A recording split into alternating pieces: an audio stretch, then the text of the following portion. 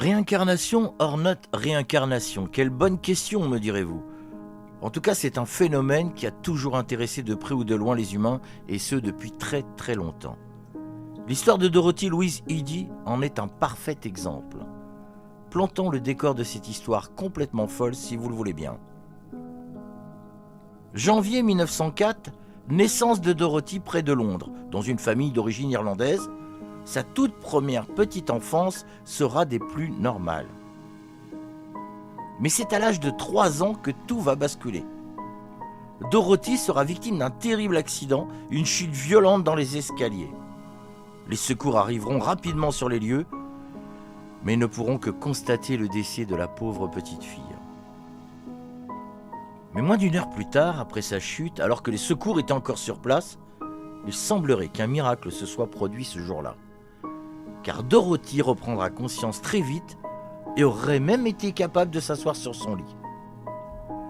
Les secours n'eurent aucune explication à donner aux parents, trop heureux de retrouver leur fille en bonne santé. Néanmoins, plus rien ne serait comme avant. Et les parents allaient très vite s'en rendre compte.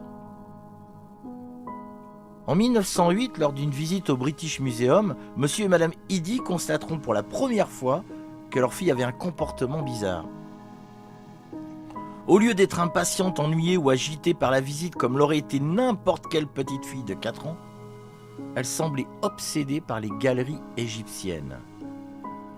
Elle se serait mise à embrasser les pieds des statues, s'asseyant devant une momie enfermée dans une vitrine en refusant de bouger.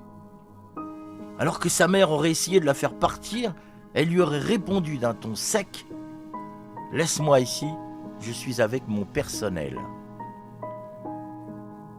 Après cette visite quelque peu déconcertante, Dorothy aurait dit rêver régulièrement de bâtiments avec des grandes colonnes et des grands jardins.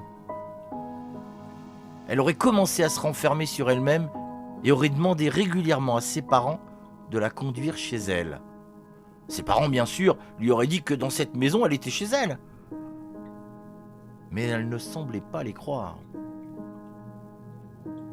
Quelques mois plus tard, en tombant sur des photographies d'Égypte antique dans un magazine, elle tombera sur des hiéroglyphes qu'elle montrera aussitôt à sa mère en lui disant qu'elle connaissait cette langue, cette écriture, mais qu'elle l'avait oubliée. Au détour d'une autre page, c'est sur la photo du temple de Séti Ier à Abydos que son regard se serait arrêté. Et là, hurlant de joie, elle se serait mise à courir vers son père en criant « C'est ma maison, c'est ici que j'habitais ».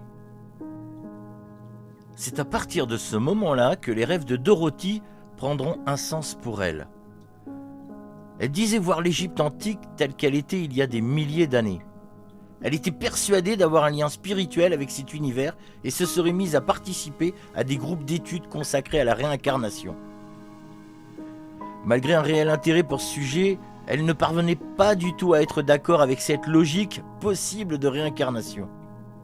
Alors, afin de s'en convaincre, elle passera toute son adolescence et le début de sa vie d'adulte à étudier l'égyptologie. En 1933, Dorothy épousera un Égyptien du nom d'Abdel Magid. Et ensemble, ils réaliseront son rêve d'enfant, celui de retourner en Égypte en allant s'installer au Caire. Très vite, ils auront un enfant qu'ils appelleront Séti, du nom du pharaon de la 19e dynastie. Et suivant la coutume égyptienne qui veut que la mère perde son nom, Dorothy se fera appeler dorénavant Om Séti, ce qui signifie mère de Séti. Suite à la naissance de leur enfant, le couple Dorothy et Abdel commencera à battre de l'aile. Elle est horriblement concentrée sur ses études d'égyptologie. Elle ne partage malheureusement pas cette passion avec son époux et commencera à le délaisser. Et pour ne rien arranger la situation, elle se mettrait parfois dans des états proches de la transe, se levant tard et s'exerçant à ce que beaucoup appelaient à l'époque et encore de nos jours l'écriture automatique. Abdel l'aurait surpris un soir en train de gratter des hiéroglyphes sur du papier. Un livre de près de 70 pages. ce qu'elle décrira plus tard comme étant son guide spirituel Or-Ra, avec qui elle discuterait de sa vie antérieure. Chose incroyable et à peine crédible, le père d'Abdel se serait même enfui une fois de la maison après avoir vu un pharaon, assis au pied du lit d'Hom-Seti.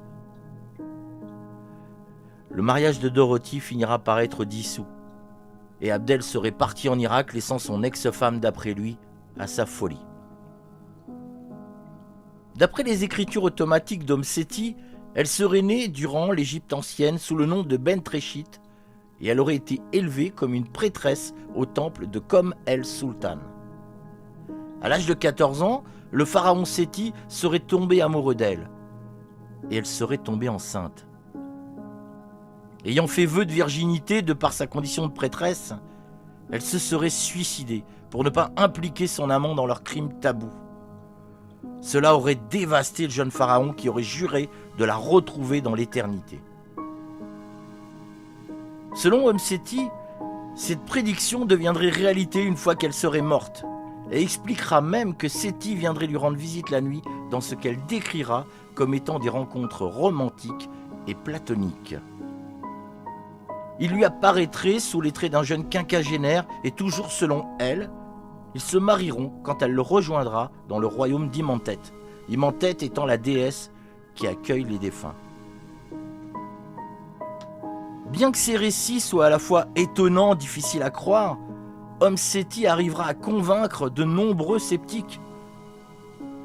Oui, elle arrivera à les convaincre qu'elle serait la réincarnation de cette prêtresse égyptienne. Et pour preuve, en 1956, elle deviendra la première femme à obtenir un emploi au département des Antiquités d'Abydos. Chose incroyable, c'est grâce aux conseils tirés de ses mémoires que les archéologues pourront trouver l'emplacement du jardin du temple. En effet, c'est Hom-Seti elle-même qui leur indiquera très précisément où le trouver. Après des fouilles minutieuses, les archéologues le trouveront sans problème. Elle les conduira également dans un tunnel caché à l'extrémité nord du temple. Et toutes ces découvertes, d'après elle, seront réalisées grâce à ses souvenirs. Hom-Seti déclarera également que sous le temple de Séti Ier se trouverait une bibliothèque voûtée remplie de documents religieux, des documents historiques. Mais à l'heure actuelle, aucune fouille n'aurait été entreprise.